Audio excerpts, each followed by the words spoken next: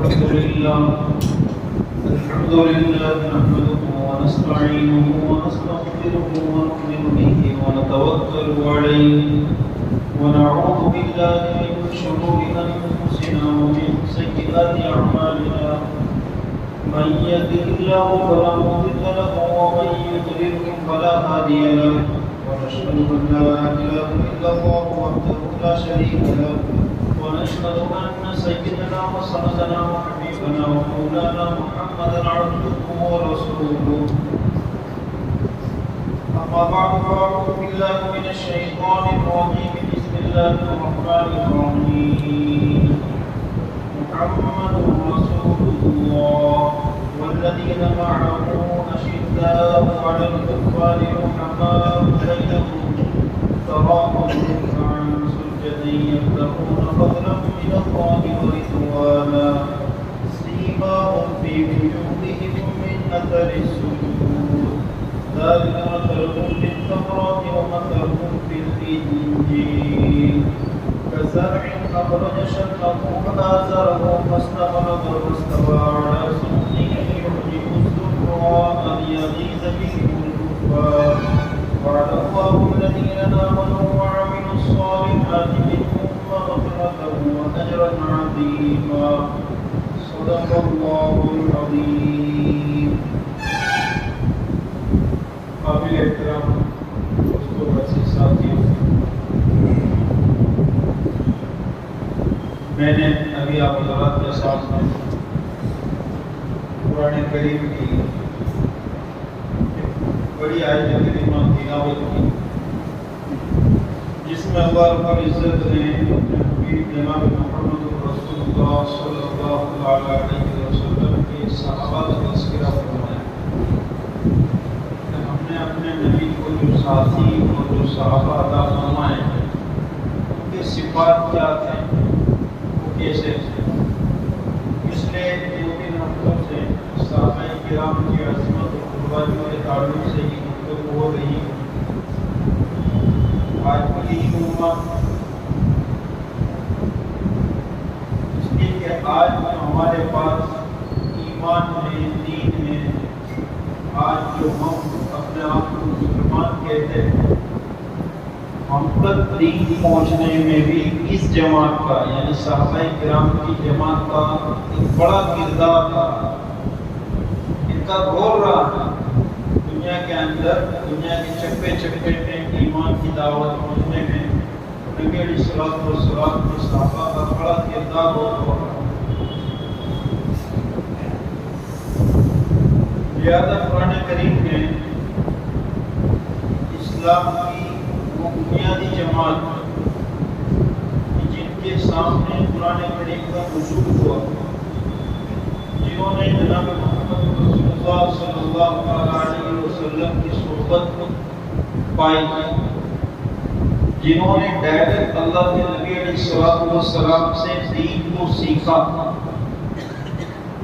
جو قرآن اور حدیث کو سیکھنے، سکھانے والے اور سمجھنے والے دنیا کی پہلی جماعت،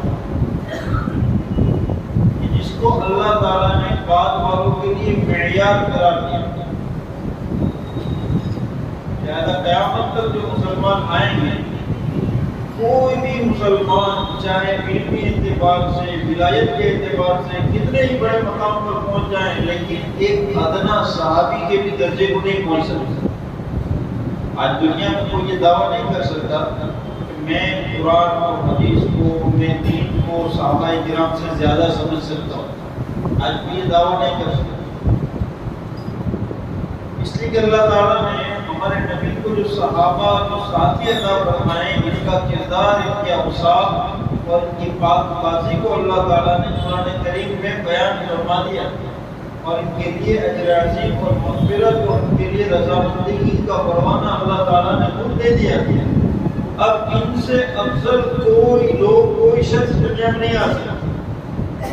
علمی اعتبار سے لوگ آئیں گے، بڑی بڑی خدمات دیں گے، ولایت کے درجے پہ لوگ پہنچیں گے، قرآن اور حدیث کے ماہرین آئیں گے، لیکن صحابہ کرام کے مقام کو کوئی نہیں پہنچ پائے. اللہ تعالیٰ نے جتنے نبیوں کے ساتھیوں کا جو قرآن کریم میں تذکرہ کیا ہے اس میں سب سے زیادہ ہمارے نبی حضرت محمد صلی اللہ علیہ وسلم کے ساتھیوں کی تعریف بیان فرمائی۔ لہذا قرآن کریم کے سب سے پہلی معلم جماعت سکھانے والی اگر کوئی جماعت ہے تو وہ صحابہ کرام کی۔ احادیث مبارکہ کو سب سے پہلے سمجھنے، سمجھانے اور سکھانے والی اگر کوئی جماعت ہے تو صحابہ کرام کی۔ اسی لیے نبی پاک صلی اللہ علیہ وسلم نے صحابہ کرام کی جماعت کو قیامت تک آنے والے انسانوں مسلمانوں کے لیے ایک معیار اور نمونہ قرار دیا۔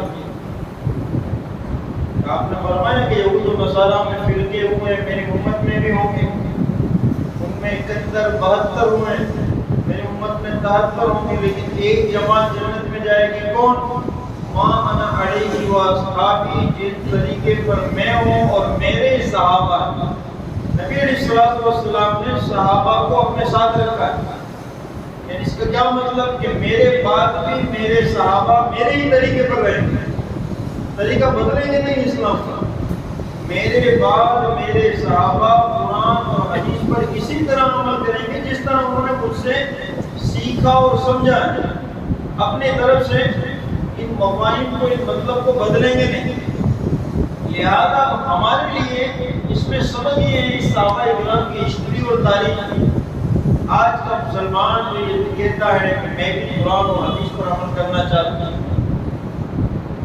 آج مسلمان یہ چاہتا ہے کہ میں اپنی تحقیق، سوشل میڈیا کا زمانہ ہے، ہمارا جو دور ہے سوشل میڈیا کا دور ہے، لہذا لوگوں کے مائنڈ اور ذہنوں پر مختلف طرح سے باتیں اور مختلف طرح سے نظریات آتے ہیں۔ اسلام کو سمجھنے کے مختلف طریقے لوگوں کے پاس آتے ہیں سوشل میڈیا کے ذریعے، لہذا بعض دفعہ عام مسلمان پریشانی میں مبتلا ہو جاتا ہے۔ قرآن حدیث کا ہماری بنیاد ہے، ہم سب کو قرآن حدیث پہ عمل کرنا چاہیے، تو پھر میں خود قرآن حدیث کو کیوں نہ سمجھوں، میں خود قرآن حدیث سمجھ کر عمل کیوں نہ کروں۔ قرآن حدیث سب کے لیے، صحابہ کے لیے، تابعین کے لیے، تبع تابعین کے لیے۔ اللہ تعالیٰ نے کتاب و سنت کو ہدایت بنایا۔ نبی علیہ السلام نے فرمایا ترکت فیکم امرین لن تضلوا ما تمسکتم بہما، کتاب اللہ و سنت رسولہ، کتاب اللہ و سنتی، اور ایک روایت میں کتاب اللہ و عترتی، کہ میں تمہیں دو چیزیں چھوڑ کر جاتا ہوں، اس کو مضبوطی سے تھامے رکھنا، کبھی گمراہ نہیں ہوں، ایک اللہ کی کتاب اور ایک میری سنت۔ ایک روایت میں کہ اللہ کی کتاب اور میرے اہل بیت۔ اب دیکھیں اللہ کی کتاب اور میری سنت، یعنی کتاب و سنت، قرآن اور احادیث مسلمانوں کا سرچشمہ اور ماخذ، ہمارے اسلام کی بنیاد کیا ہے؟ آج جو دنیا کے اندر ہم دعویٰ کرتے ہیں کہ دنیا کا واحد مذہب جو آتھینٹک ہے، جس کے پاس سارے پروف ہیں، اپنے پیشواؤں کے، اپنے بڑوں کے، اپنے پروفیٹ کے، اپنے نبی کے، نبی سے جو باتیں ہیں اس کے سارے پروف ریکارڈ ہے مسلمانوں کے پاس۔ آج جو دعویٰ کر رہے ہیں، اس لیے ہمارے اسلام کی بنیاد کیا ہے کہ اسلام کا کوئی بھی مسئلہ اگر اس کی آتھینٹک اس کو چیک کرنا ہے تو ہم کہاں چیک کریں گے؟ کتاب و سنت میں، قرآن اور حدیث میں۔ لیکن سوال یہ ہے کہ اس قرآن اور حدیث کو ہم کیسے سمجھیں گے؟ کیا یہ اللہ تعالیٰ نے ہر مسلمان کو یہ اختیار دیا ہے کہ وہ خود سمجھے، یا پھر اس کو اپنے بڑوں سے سمجھنا ہے؟ آج سوشل میڈیا کے دور میں مختلف قسم کے اسلامی اسکالر کے نام پر دیکھتے ہیں بار بار مختلف ویڈیوز آتے ہیں، مختلف خبریں آتی ہیں، مختلف چیزیں لوگوں کے پاس آتی ہیں سوشل میڈیا کے ذریعے۔ اب کسی ویڈیو کے اندر ہوتا ہے کہ ایک صاحب ایک مسئلے پر 10 حدیثیں 10 حوالے بیان کرتے ہیں، سننے والا عام مسلمان ہے وہ متاثر ہوتا ہے کہ جب اس مسئلے پر 10 حدیثیں میرا عمل نہیں تو مجھے عمل کرنا چاہیے۔ اب اس کو ایک نظریہ بناوٹی اصول بنا کر نظریہ دیا جاتا ہے کہ نہیں، ہم کو عمل کس پہ کرنا ہے؟ صحیح حدیث پہ عمل کرنا ہے۔ ہم کو عمل کس پہ کرنا ہے؟ قرآن حدیث پہ عمل کرنا ہے۔ علماء سے کاٹا جا رہا ہے، اپنے اسلاف سے کاٹا جا رہا ہے، صحابہ کرام سے کاٹا جا رہا ہے۔ دوسری طرف آپ دیکھیں پروجوں سے جو ہمارے بڑے ہیں، جو ہمارے اسلاف ہیں، جن سے دین ہم تک پہنچا ہے، ایک طرف ہم نے نظریہ رکھیں کہ قرآن اور حدیث ہم سے پہنچا کس سے؟ صحابہ کرام سے۔ قرآن اور حدیث کو سب سے پہلے سمجھنے والی جماعت صحابہ کرام کی۔ قرآن اور حدیث کے سب سے بڑے مدرس، سب سے زیادہ سمجھنے والے صحابہ کرام، اور پھر آج کا مسلمان تحقیق کے نام پر ریسرچ کرنے لگے، یہ تو گمراہی دھوکہ ہے۔ ریسرچ سمجھ رہے؟ ریسرچ مطلب ری چیک، دوبارہ چیک کرنا۔ ریسرچ کا مطلب ہوتا ہے ری چیک، دوبارہ چیک کرنا۔ اب آپ سوچئے کہ کتاب قرآن کریم صحابہ کے دور میں نازل ہوا، اللہ کے نبی علیہ الصلوۃ والسلام کے فرمانات کو صحابہ کرام نے ڈائریکٹ سنا، انہی صحابہ نے اسلام کو دنیا تک پہنچایا ہے، یعنی یہ اسلام پہلے چیک ہو چکا ہے صحابہ کرام کے زمانے میں۔ اب آج کے دور میں کوئی مسلمان یہ کہیں کہ میں ریسرچ کرتا ہوں، میں ری چیک کرتا ہوں، میں تحقیق کرتا ہوں، اور وہ اپنی عقل اپنے سمجھ سے احادیث کو لے، قرآن کی آیتوں سے لے، تو وہ اپنے آپ کو صحابہ کی جماعت سے کاٹ رہا ہے، وہ اپنے آپ کو صحابہ کی جماعت سے کاٹ رہا ہے۔ لہذا اللہ تعالیٰ نے صحابہ کرام کی جماعت کو معیار بناتے ہوئے قرآن کریم میں صاف اعلان کر دیا، محمد رسول اللہ والذین معه اشداء علی الکفار رحماء بینہم، محمد اللہ کے رسول ہیں اور ان کے ساتھ جو لوگ ہیں، جو صحابہ ہیں، جو ان کے ہاتھ پر ایمان لائے ہیں، کون ہیں؟ کافروں کے لیے سخت ہیں، آپس میں مسلمانوں کے درمیان رحم دل ہیں، کہ جن کو آپ دیکھیں گے کہ وہ نمازوں میں مشغول ہیں، رکوع سجدوں میں مشغول ہیں، کہ جن کی پہچان یہ ہوگی ظاہری اعتبار سے کہ ان کی پیشانیوں پر سجدوں کے نشان ہوں۔ سیماہم فی وجوہہم من اثر السجود، اور ان کی مثالیں، ان کی علامتیں توریت اور انجیل میں، پچھلی آسمانی کتابوں میں ہم نے بیان کی۔ اللہ تعالیٰ نے اس کے متعلق قرآن کریم میں بیان فرمایا، والذین آمنوا ان الذین آمنوا وہاجروا وجاہدوا باموالہم وانفسہم فی سبیل اللہ، کہ وہ لوگ جو ایمان لائے، جنہوں نے ہجرت کی، جنہوں نے قربانیاں دی، جنہوں نے مجاہدات کو برداشت کیا، اور جو آپس کے اندر ایک دوسرے کے معاون ہیں، اللہ تعالیٰ ان کے لیے اجر عظیم کا وعدہ فرماتے ہیں۔ دوسری جگہ اللہ تعالیٰ فرماتے ہیں، والسابقون الاولون من المہاجرین والانصار والذین اتبعوہم بإحسان رضی اللہ عنہم ورضوا عنہ، کہ وہ صحابہ جو آگے بڑھ گئے اور اس کے پیچھے وہ لوگ جنہوں نے ان کی اتباع کی، رضی اللہ عنہم ورضوا عنہ، کہ اللہ تعالیٰ ان سے راضی ہو گئے۔ کہ کس جماعت کی سرٹیفکیٹ اور رضامندگی کا پروانہ دے رہے اللہ تعالیٰ؟ صحابہ کرام، یعنی یہ ہماری وہ اوتھینٹک جماعت ہے جنہوں نے کتاب و سنت کو سمجھا ہے، جنہوں نے کتاب و سنت کو سمجھا ہے۔ ہمارے لیے نمونہ اور ہمارے لیے صحابہ کرام کی تاریخ میں سبق یہ ہے کہ ہم اپنا دین کیسے اور کہاں سے لیں۔ آج یہ سوال ہو رہا ہے کہ میں بھی قرآن حدیث سیکھنا چاہ رہا ہوں، میں بھی دین سیکھنا چاہ رہا ہوں، تو میں قرآن حدیث کو کہاں سے لوں؟ میں دین کو کیسے سیکھوں؟ لوگ کہتے ہیں کہ میں تحقیق کر رہا ہوں، میں ریسرچ کر رہا ہوں۔ تو یہ ریسرچ اور تحقیق پہلی بات تو ہے نہیں۔ ہاں، آپ علم حاصل کرنا چاہ رہے ہیں، آپ طالب علم ہیں، آپ علم کے شوقین ہیں، آپ دین اسلام کو سیکھنا چاہ رہے ہیں، آپ قرآن پڑھیے، آپ حدیث پڑھیے، آپ علماء کی رہبری کے اندر دین اسلام کو حاصل کیجیے، لیکن آپ یہ کہیں کہ میں تحقیق اور ریسرچ کروں گا، چاہے گوگل سے دیکھ کر گوگل کو اپنا پیشوا بناؤں گا، مختلف ایپلیکیشن کو اپنا پیشوا بناؤں گا، صحابہ، سلف و صالحین اور علماء کو چھوڑ کر میں گوگل اور اس طرح کے سوشل میڈیا پلیٹ فارم کو اپنا پیشوا بنا کر میں چیک کروں گا، میں ریسرچ کروں گا کہ کون سی حدیث صحیح ہے، کون سی غلط ہے، کون سا مسئلہ صحیح ہے۔ یہ گمراہ، یہ شخص گمراہی کی طرف جاتا ہے۔ حضرت عمر فاروق رضی اللہ تعالیٰ عنہ سے مروی ہے، آپ فرماتے ہیں، ان اللہ یرفع بهذا الکتاب اقواما ویذر به آخرین۔ میں نے شروع میں ایک روایت بیان کی، نبی علیہ السلام نے فرمایا کہ دو چیزوں کو مضبوطی سے تھامے رکھنا، کبھی گمراہ نہیں ہوں گے، کتاب اللہ اور سنت رسول اللہ۔ اور حضرت عمر فرماتے ہیں کہ یہی کتاب اللہ کہ اللہ تعالیٰ اس کے ذریعے بہت سو کے درجات کو بلند کر دیں گے، یعنی ان کو ایمان، تقوی کے اعتبار سے، آخرت کے اعتبار سے بلند درجے پہ پہنچا دیں گے۔ وَيَذَرُ بِهِ آخِرِينَ، اور بہت سو کو اللہ گمراہ کریں گے۔ قرآن کریم میں يُضِلُّ بِهِ كَثِيرًا وَيَهْدِي بِهِ كَثِيرًا، ہم اس کے ذریعے سے بہت سو کو گمراہ کرتے ہیں اور بہت سو کو ہدایت دیتے ہیں۔ اب انسان سوچیں، ایک طالب علم میں ہوتا ہے کہ بھائی قرآن پڑھ کر بھی کیا کوئی گمراہ ہوتا ہے؟ کیا حدیث پڑھ کر بھی کوئی گمراہ ہو سکتا ہے؟ قرآن بیان کرتا ہے کہ ہو سکتا ہے. کیسے؟ یا آج ہمارے دور میں جو چل رہا ہے تحقیق کے نام پر، ریسرچ کے نام پر، جو اپنے بڑوں کو، علماء کو چھوڑ کر، صحابہ کو چھوڑ کر، اسلاف کو چھوڑ کر، سوشل میڈیا پلیٹ فارم کا استعمال کر کے، گوگل کو اپنا سہارا بنا کر، جو نہ قرآن و حدیث کی اصلی زبان عربی کو جانتے ہیں، جو ٹرانسلیشن کے محتاج ہیں، جو ہر چیز کے محتاج ہیں، ایسے لوگ آج ریسرچ اور تحقیق کے نام پر یہ کہتے ہیں کہ نہیں ہم قرآن حدیث میں عمل کریں، جبکہ اللہ تعالیٰ نے صحابہ کرام کی جماعت کو ہمارے لیے معیار حق بنایا ہے کہ قرآن اور حدیث کو چیک اور سمجھا کس نے؟ صحابہ کرام نے سمجھ لیا ہے. اب جو دین تم تک صحابہ، تابعین، تبع تابعین، ائمہ مجتہدین، قرآن اور حدیث کے ماہرین کے ذریعے سے پہنچا ہے، بس اس پر آپ کو عمل کرنا ہے. علماء کی رہبری، علماء کی رہبری. ایک شخص سوال لے کر آتا ہے کہ میں نے فلاں انجینئر کی ویڈیو میں بیان میں یہ سنا کہ جب اس مسئلے پر صحیح حدیث ہے تو ہم عمل کیوں نہیں کرتے؟ اس مسئلے پر صحیح حدیث ہے تو ہم عمل کیوں نہیں کرتے؟ یا پھر اس کے مقابلے میں حدیث دکھائی.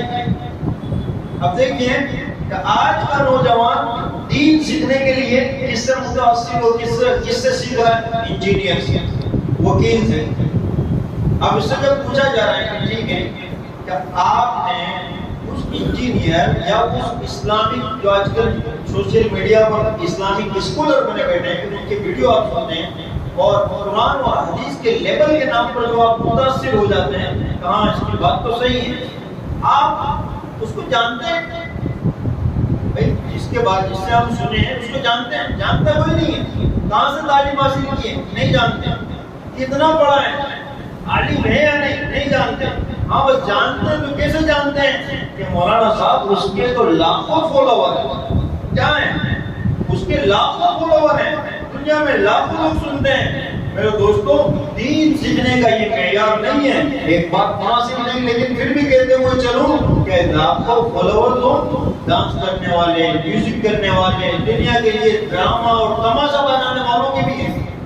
یہ کوئی بنیاد نہیں ہے کہ جس عالم دین کے بارے میں آپ جانتے ہیں کہ انہوں نے 9 سال 10 سال تک پڑھائی کی ہے، قرآن و حدیث کو سیکھا ہے، ان کے استادوں کو آپ جانتے ہیں، آپ یہ بھی جانتے ہیں کہ یہ مستقل دین کی خدمت کے نام پر، قرآن و حدیث کی نشر و اشاعت کے نام پر لگے ہوئے ہیں. آپ اپنے ان معتبر علماء کو چھوڑ کر دین آج کل کے اس طرح کے اسلامک اسکالروں سے سیکھو گے جن کے علمی بیک گراؤنڈ کا کوئی پتہ نہیں.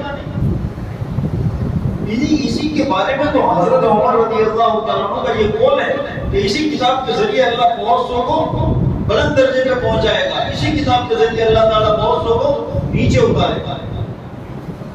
ہم اسی دور سے گزر رہے ہیں. تو ہمارے لیے معیار حق جو جماعت ہے وہ صحابہ کی جماعت ہے.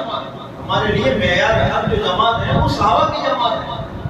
آپ اپنے گھروں کے اندر قرآن اور حدیث، ہمارا میں نے شروع میں کہا ہمارا بنیادی ماخذ کیا ہے؟ قرآن اور حدیث. ہمارے تمام مسائل کہاں سے نکلتے ہیں؟ قرآن اور حدیث سے. ہم تمام مسائل ہیں، ہم جو نماز پڑھتے ہیں، یہ نماز کا طریقہ تکبیر تحریمہ سے لے کر سلام تک، یہ ہم کہاں سے لائیں؟ قرآن اور حدیث سے. ہم وہ نماز پڑھتے ہیں جو جناب محمد رسول اللہ صلی اللہ علیہ وسلم نے پڑھی، اور وہ نماز پڑھتے ہیں جو صحابہ سے ہم تک پہنچی. صحابہ ایک ایک ہمارے مسلم پہ پروف موجود ہیں، دلائل موجود ہیں. ہم نے اس میں اپنی طرف سے، علماء نے اپنی طرف سے، لوگوں نے اس میں کوئی ڈالا نہیں ہے. یہ وہی طریقے ہیں جو صحابہ سے ہم تک آئے. لیکن آج کل کیا ہوتا ہے کہ کچھ روایتیں، کچھ حدیثیں، کوئی ایسی بات لوگوں کے سامنے نہیں آ جاتی ہیں، لوگ اس سے متاثر ہو جاتے ہیں. لوگ اس سے متاثر ہو جاتے ہیں. پھر کیا کرتے ہیں کہ وہ خود ہی گوگل کے ذریعے سے ریچیک کرنے لگتے ہیں، ریسرچ کرنے لگتے ہیں. پھر بعد دفعہ کچھ ٹرانسلیٹ والی کتاب اپنے گھروں میں رکھنے لگتے ہیں. میں آپ حضرات کو ایک مثال دیتا ہوں کہ اگر کوئی شخص بیمار ہو جائے، تو کیا اس کا علاج یہ ہے کہ اپنے گھروں کے اندر وہ دوائیاں رکھے اور علاج کرے؟ اپنے گھروں کے اندر دوائیاں رکھ لیں، اپنے گھروں کے اندر دوائی رکھ لیں اور اپنے حساب سے علاج کریں. کہ کسی شخص کے گھر کے اندر پورا میڈیکل ہے، پوری دوائیاں ہیں. جب وہ بیمار ہوتا ہے تو کیا وہ اپنے اعتبار سے دوائی لے کر شفایاب ہو جاتا ہے؟ نہیں ہو سکتا. دنیا کے معاملے میں ہمارا ایک مزاج نہیں ہے. دنیا کے معاملے میں ہمارے ایک مزاج ہے کہ جب بیمار ہوتے ہیں تو ہم اپنی جسمانی صحت کے لیے اس کے ماہر، میڈیکل کے ماہر ڈاکٹر کے پاس جاتے ہیں. دوائیاں ہمارے گھروں میں، دیکھنا دوائیاں ہمارے گھروں میں، لیکن ہم استعمال نہیں کرتے. کہاں جاتے ہیں؟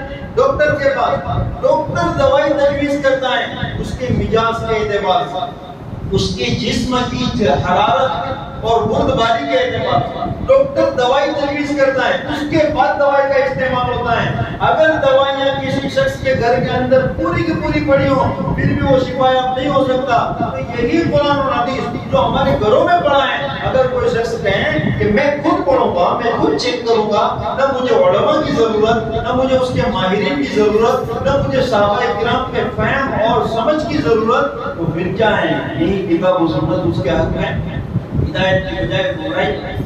تو اللہ تعالیٰ نے صحابہ کرام کو ہمارے لیے معیار بنایا ہے کہ دین اسلام کتاب و سنت جو دنیا والوں تک پہنچا ہے وہ صحابہ کے ذریعے سے پہنچا ہے. نبی پاک صلی اللہ علیہ وسلم نے اس جماعت کو جس کو برحق قرار دیا ہے وہ صحابہ کو اپنے ساتھ رکھا ہے. ما انا علیہ و اصحابی، میں اور میرے صحابہ. لہذا ہمارے لیے دین سیکھنا اور دین کو سمجھنے کے لیے معیار کیا ہے؟ میں جو عمل کر رہا ہوں صحابہ کا عمل اس پر ہے یا نہیں؟ میں جو عمل کر رہا ہوں صحابہ کا عمل اس پر ہے یا نہیں؟ یہ معیار ہونا چاہیے. جس کا جو فن نہیں ہے، جس کی جو فیلڈ نہیں ہے، وہ شخص اس فیلڈ میں آ کر اگر کچھ مسئلے بیان کر دیں، کچھ حدیثیں بیان کر دیں، کچھ قرآن کریم کے آیت کے ترجمے کر دیں، تو ہمیں اس سے متاثر نہیں ہونا چاہیے. جس طرح دنیا کے معاملے میں ہر چیز ہم اس کے ماہرین سے لیتے ہیں، اسی طرح دین کے معاملے میں بھی ہر چیز ہمیں کہاں سے لینی چاہیے؟ ماہرین سے. قرآن کریم میں اللہ تعالیٰ فرماتے ہیں لا یستوی الذین یعلمون والذین لا یعلمون. دنیا میں علم والے اور بغیر علم کے، جن کے پاس علم نہیں ہے، دونوں کا مقام و مرتبہ ایک جیسا نہیں ہے. اللہ تعالیٰ فرماتے ہیں فاسألوا اہل الذکر ان کنتم لا تعلمون. اگر نہیں جانتے تو جاننے والوں سے پوچھو. تحقیق کے نام پر خود ہی گوگل سے نکال کر سرچ کرنا شروع نہ کر دو. اسلام جو ہم تک پہنچا ہے اس کی پوری چین ہے کہ ہم کو ہمارے بڑوں نے سکھایا، ہمارے بڑوں کو ان کے اگلوں نے سکھایا. اس طرح یہ چین صحابہ تک پہنچتی. آج جو حدیثوں کی کتابیں ہمارے سامنے ہیں، بخاری، مسلم، سیاہ ستہ، اس میں جو نبی پاک صلی اللہ تعالی علیہ وسلم کے فرمانات عالی لکھے ہیں، ان تمام فرمانات میں صحابہ کا آپ کو نام ذکر نظر آئے. اس روایت کو کون بیان کر رہے ہیں؟ حضرت ابو ہریرہ. اس روایت کو کون بیان کر رہے ہیں؟ حضرت مالک بن حویرث. اس روایت کو کون بیان کر رہے ہیں؟ حضرت وائل بن حجر. اس روایت کو کون بیان کر رہے ہیں؟ حضرت عبداللہ ابن مسعود. نبی علیہ السلام کے تمام فرمانات ہم کو صحابہ کے واسطے سے پہنچتے ہیں. لہذا ہمارے دین کا معیار جو ہے وہ صحابہ ہے. ہمارے دین کا معیار وہ صحابہ ہے. آج کے اس فتنہ فساد کے دور میں، سوشل میڈیا کے دور میں، تحقیق اور ریسرچ کے نام پر لوگوں کو لگایا جا رہا ہے. خود پڑھو، خود کیا ہے چیک کرو، خود تحقیق کرو. کسی عالم کی رہبری کی ضرورت نہیں. یاد رکھیں کہ ہمارے علماء ہمارے عوام کو قرآن کا مطالعہ کرنے سے منع نہیں کرتے. لوگوں کو یہ بھی دھوکہ دیا جا رہا ہے کہ آپ کو آپ کے علماء قرآن پڑھنے سے روک رہے ہیں، آپ کو آپ کے علماء حدیث پڑھنے سے روک رہے ہیں. اس لیے روک رہے ہیں کہ کہیں آپ حقیقت سے واقف ہو جائیں گے. حالانکہ اس لیے نہیں روک رہے ہیں.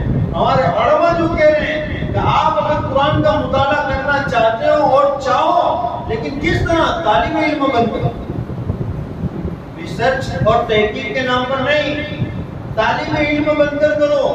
جب آپ قرآن کا مطالعہ طالب علم بن کر کریں گے تو آپ بار بار اپنے استاد سے، اپنے ماہر، اپنے معتبر عالم کے پاس جا کر کہیں بھی مسئلہ ہوگا پوچھیں گے مولانا صاحب یہ بات مجھے سمجھ میں نہیں آئی، یہ کیسے؟